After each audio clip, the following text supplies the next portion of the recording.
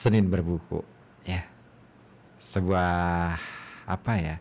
Ya ini belum jadi program sih ya, tapi ini sebagai salah satu sarana saja untuk bisa saya ajak Anda, kita bareng-bareng, yuk kita mulai membiasakan membaca buku. Penting banget sebenarnya.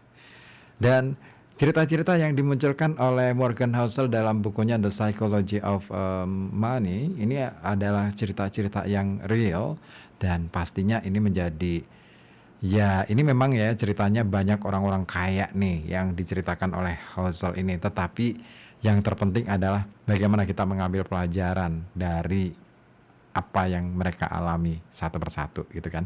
Ada yang bangkrut, ada yang naik begitu saja, dan pokoknya banyak hal yang bisa kita dapatkan dari cerita-cerita itu.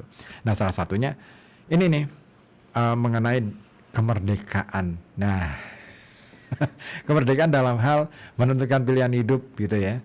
Nah, Amerika Serikat, tulis Morgan dalam bagian berikutnya di bab yang ke-7 ini, Amerika Serikat adalah negara terkaya dalam sejarah dunia.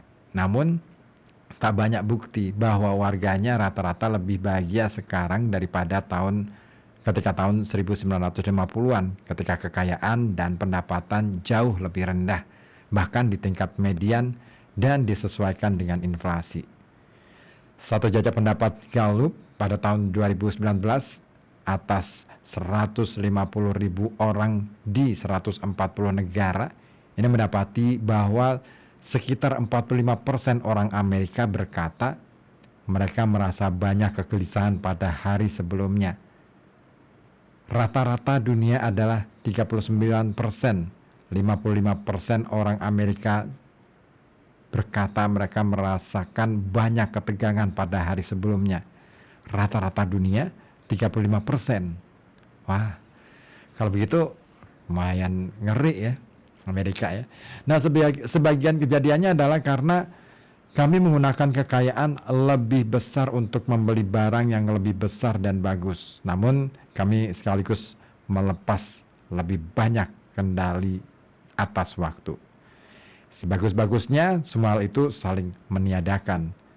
Pendapatan keluarga median di Amerika Serikat disesuaikan dengan inflasi adalah $29.000 pada tahun 1955.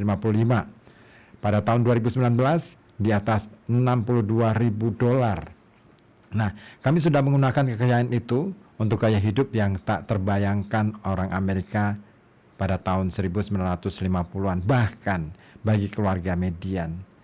Median luas rumah Amerika naik dari 90 meter persegi pada tahun 1950 ke 220 meter persegi pada tahun 2018. Oh, rumahnya jadi meluas ya di tahun itu ya. Nah, rata-rata rumah baru Amerika sekarang punya lebih banyak kamar mandi daripada jumlah penghuni. Mobil kami lebih cepat dan efisien, TV kami lebih murah dan tajam. Di lain pihak, yang terjadi pada zaman kami hampir tak tampak sebagai kemajuan. Dan banyak alasannya berkaitan dengan jenis pekerjaan yang banyak dijalani. John D. Rockefeller ialah salah satu pengusaha paling sukses sepanjang masa. Dia juga penyendiri. Sebagian besar waktunya dihabiskan sendirian. Dia jarang berbicara, sengaja membuat dirinya sukar ditemui dan diam saja ketika orang mendapat perhatiannya. Seorang pekerja kilang minyak yang kadang bicara di Rockefeller pernah berkata, dia membiarkan semua orang lain bicara sementara dia duduk tanpa berkata apa-apa. Ketika ditanya mengapa dia diam saja dalam rapat, Rockefeller sering membacakan puisi.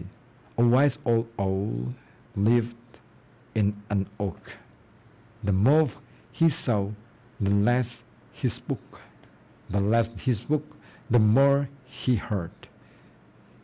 Why aren't we all like that wise old bird? Ya, Rockefeller, orang aneh. Namun dia menemukan sesuatu yang sekarang berlaku bagi puluhan juta pekerja. Pekerjaan Rockefeller bukan mengebor sumur minyak, memuat barang di gerbong kereta, atau memindahkan tong. pekerjaannya berpikir dan membuat keputusan bagus. Produk Rockefeller bukan sesuatu yang dia buat dengan tangan atau bahkan kata-kata, melainkan apa yang dia dapat di dalam kepala. Jadi di sanalah dia menghabiskan sebagian besar waktu dan tenaga. Meski duduk diam seharian sehingga tampak santai di mata sebagian besar orang, dia ini terus-terusan bekerja dengan akal pikiran, memikirkan masalah sampai tuntas. Itu tak biasa pada masa hidup Rockefeller. Hampir semua pekerjaan kala itu mengharuskan melakukan berbagai hal dengan tangan. Pada tahun 1870, 46% pekerja ada di sektor pertanian dan 35% di kerajinan atau manufaktur, menurut ahli ekonomi Robert Gordon.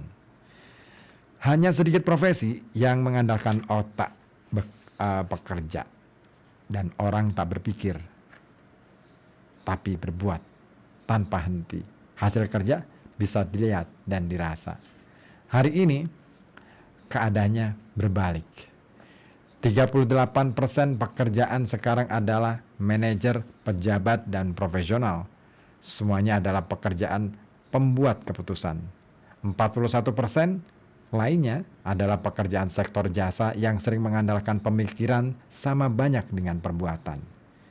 Makin banyak di antara kita yang pekerjaannya lebih dekat dengan pekerjaan Rockefeller daripada pekerjaan pabrik biasa pada tahun 1950-an. Artinya, hari kerja kita tak berakhir ketika absen pulang dan meninggalkan pabrik. Kita terus-menerus bekerja dalam kepala, artinya pekerjaan seolah tak pernah selesai. Jika pekerjaan Anda adalah membuat mobil, tak banyak yang bisa Anda lakukan kalau tak berada di jalur perakitan. Anda memisahkan diri dari pekerjaan dan meninggalkan peralatan di pabrik. Namun, jika pekerjaan Anda membuat kampanye pemasaran, pekerjaan berbasis pemikiran dan keputusan, alat Anda adalah kepala Anda sendiri yang tak pernah meninggalkan Anda. Boleh jadi Anda memikirkan proyek dalam perjalanan pulang, selagi memasak makan malam, sambil menemani anak tidur, dan ketika Anda terbangun dengan gelisah pukul 3 pagi. Boleh jadi jam kerja resmi Anda lebih singkat daripada sekitar 1950-an.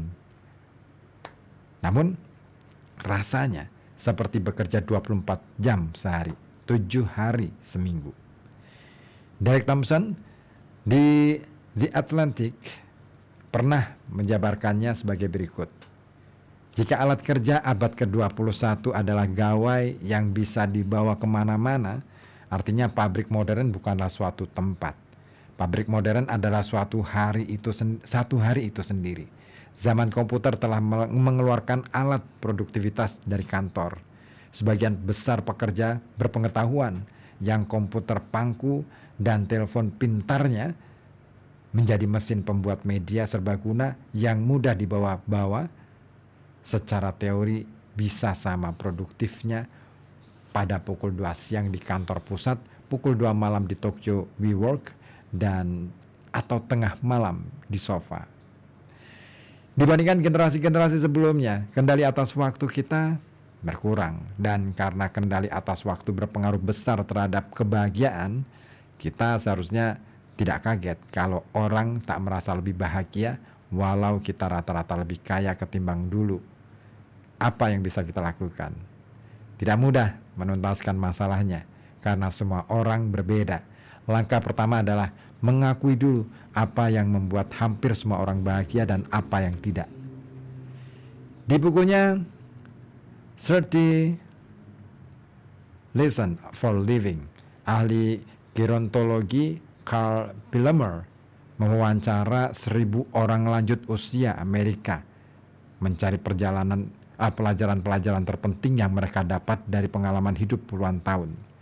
Dia menulis, tak satu pun di antara 1.000 yang berkata bahwa agar bahagia, kita harus mencoba bekerja sekeras mungkin agar mendapat uang untuk membeli barang-barang yang diinginkan. Tak satu pun di antara 1.000 yang berkata kita perlu sama kaya dengan orang di sekeliling, dan jika kita punya lebih banyak harta daripada mereka, itu keberhasilan betulan. Tak satu pun di antara 1.000 yang berkata, kita harus memilih pekerjaan berdasarkan perkiraan pendapatan masa depan. Yang mereka benar-benar hargai adalah hal-hal seperti persahabatan bermutu, menjadi bagian sesuatu yang lebih besar daripada diri sendiri, dan menghabiskan waktu bermutu tanpa struktur dengan anak-anak. Anak-anak Anda tak lebih menginginkan uang Anda atau apa yang kita beli dengan uang Anda dibandingkan Anda sendiri. Khususnya mereka ingin Anda bersama mereka. Tulis Pilmer. Ambillah pelajaran dari mereka yang telah hidup melalui segalanya. Kendali atas waktu adalah dividen tertinggi yang diberikan uang. Dan berikutnya, satu bab pendek mengenai salah satu dividen terendah yang diberikan uang. Bab ke-8. Paradoks orang dalam mobil. Saya akan lanjutkan setelah yang beberapa yang mau lewat ini ya. Jangan kemana-mana, tetap di sini di FM 91,2 Radio.